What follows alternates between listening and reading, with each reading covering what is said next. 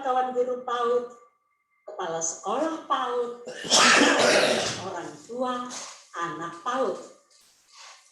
Kurikulum baru, kurikulum prototipe menggariskan PAUD sebagai fase fondasi untuk meningkatkan kesiapan anak bersekolah. Apalagi yang digariskan kurikulum ini untuk PAUD? Bagaimana posisi kegiatan bermain dalam kurikulum dan pembelajaran? Di mana tempat bagi buku bacaan anak?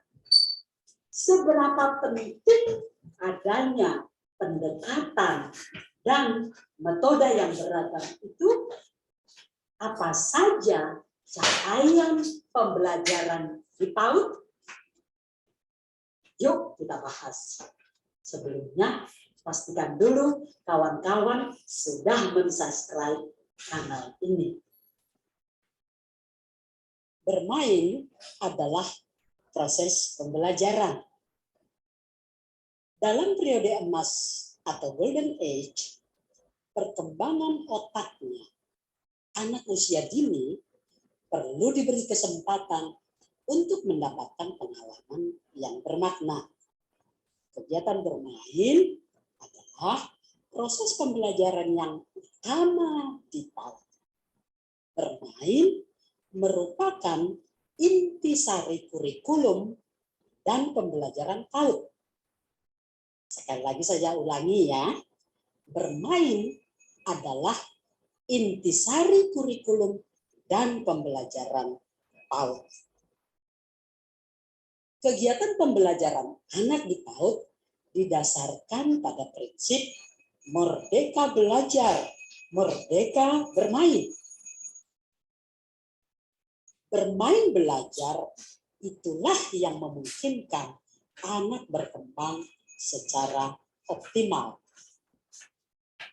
Di dalam bermain anak belajar, anak akan memiliki pembelajaran bila ia bermain sesuai dengan minat dan rasa ingin tahunya. Kesempatan itu harus diberikan kepada anak di PAUD. Kesempatan bermain sesuai dengan minat dan rasa ingin tahunya. Pada waktu bermain, menjelajah lingkungan untuk mengenali dunia di sekelilingnya, anak sesungguhnya melakukan kegiatan belajar. Itulah dia, merdeka bermain bagi anak. Bermain belajar berbasis buku bacaan. Pembelajaran di PAUD juga perlu dikuatkan dengan kegiatan anak bermain belajar berbasis buku bacaan anak. Apa itu kegiatan bermain belajar berbasis buku bacaan anak? Itu adalah kegiatan bermain yang melibatkan buku bacaan anak. Ini adalah untuk sejak dini menguatkan literasi anak melalui kegiatan-kegiatan yang membangun minat baca anak. Kegiatan itu bukan untuk menuntut anak.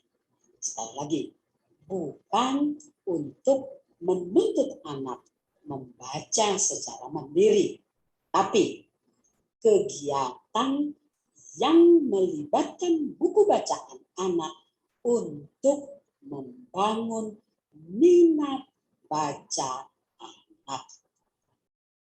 Contohnya begini, guru membuka kegiatan dengan membacakan cerita kepada anak. Lalu, anak diajak membicarakan cerita yang didengarnya itu. Cerita yang sudah dibacakan oleh guru.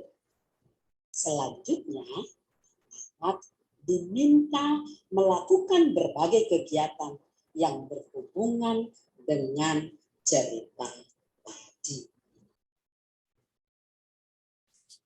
Proyek penguatan profil belajar Pancasila. Pembelajaran terdiri dari 2 kegiatan utama, yakni 1. Pembelajaran reguler atau pembelajaran rutin. Kedua, proyek penguatan profil belajar Pancasila. Jadi sudah ada kegiatan proyek di PAUD. Pembelajaran berbasis proyek di PAUD dilakukan melalui kegiatan perayaan hari besar atau perayaan tradisi lokal. Pendekatan dan metode yang beragam. Berbagai pendekatan dan metode kegiatan belajar mengajar dapat digunakan di PAUD. Misalnya, kegiatan kelompok, kegiatan berbasis area, kegiatan berbasis sentra, dan kegiatan proyek. Selain itu, diperlukan juga dukungan berupa 1. Area bermain yang terbuka, sangat perlu. Kedua, guru atau pendidik PAUD yang mampu membangun komunikasi stimulatif. Nah, keragaman pendekatan dan metode yang di atas ditambah dengan dukungan yang 2 tadi itu akan memberikan stimulasi yang dapat mendorong tumbuh kembang anak secara optimal. Hindari calistung yang monoton. Di PAUD harus dihindari kegiatan belajar, baca, hitung, tulis yang monoton. Contoh, kegiatan monoton yang harus dihindari adalah meminta anak belajar dan menulis kata berulang-ulang atau disebut metode drilling, dilatih terus-menerus. Kegiatan yang monoton ini tidak dapat membuat anak mengoptimalkan potensi perkembangannya. Tidak perlu ada peta alur tujuan pembelajaran. Di PAUD tidak diperlukan pemetaan alur tujuan pembelajaran. Mengapa? Karena karakteristik tujuan pembelajaran berfokus pada kemampuan dasar atau foundation skills. Sehingga tidak ada urutan kompetensi yang perlu didahulukan. Penyusunan perencanaan pembelajaran mengacu pada tujuan pembelajaran dan karakteristik perkembangan anak.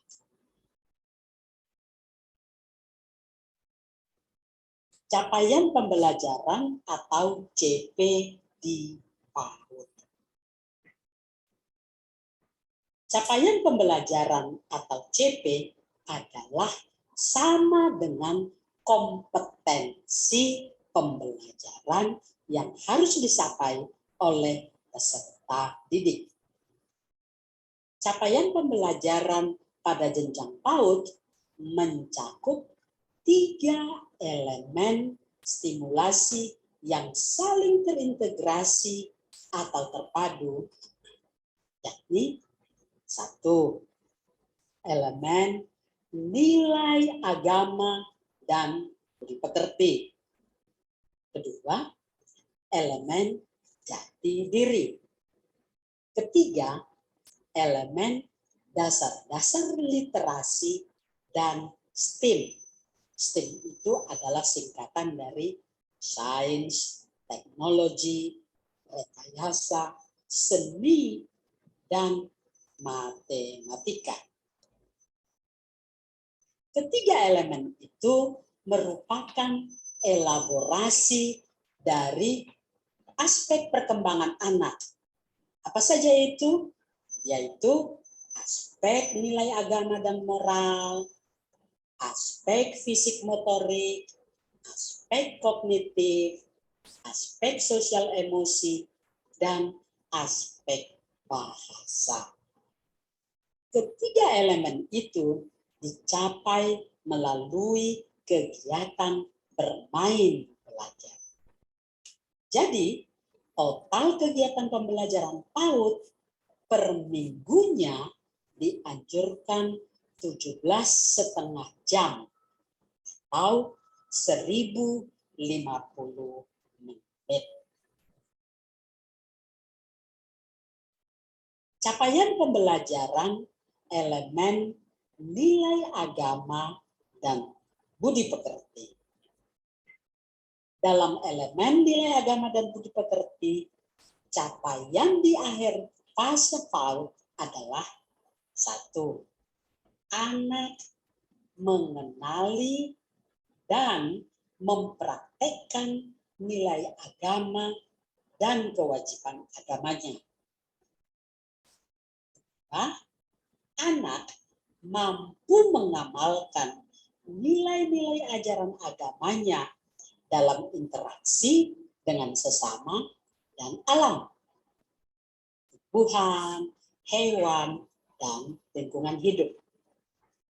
Ketiga, anak mengenali keberagaman dan sikap menghargai agama dan kepercayaan orang lain. Sekarang kita masuk ke capaian pembelajaran elemen jati diri. Dalam elemen jati diri, capaian di akhir fase PAUD adalah 1. Anak memiliki sikap positif dan berpartisipasi aktif dalam menjaga kebersihan, kesehatan, yakni nutrisi dan olahraga, dan keselamatan diri. Kedua, anak dapat mengenali, mengelola, mengekspresikan emosi diri, serta membangun hubungan sosial secara sehat. Ketiga, anak menunjukkan perasaan bangga terhadap identitas keluarganya, latar belakang budayanya, dan jati dirinya sebagai anak Indonesia yang berlandaskan Pancasila.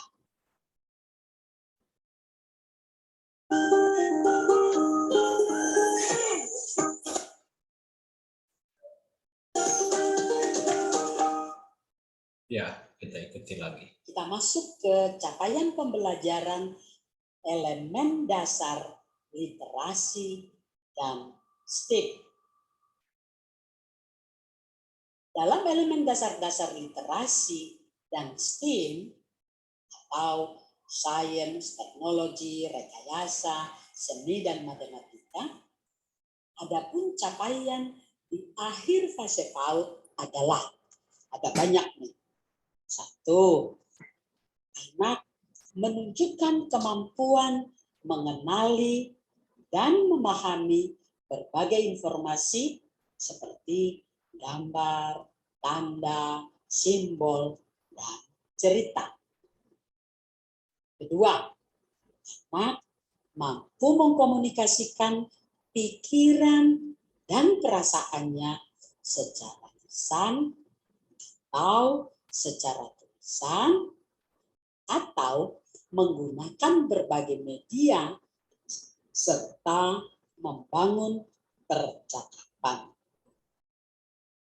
Ketiga, anak menunjukkan minat dan berpartisipasi dalam kegiatan pra-membaca. Sekali lagi, pra-membaca. 4. Anak menunjukkan rasa ingin tahu melalui observasi, eksplorasi, dan eksperimen.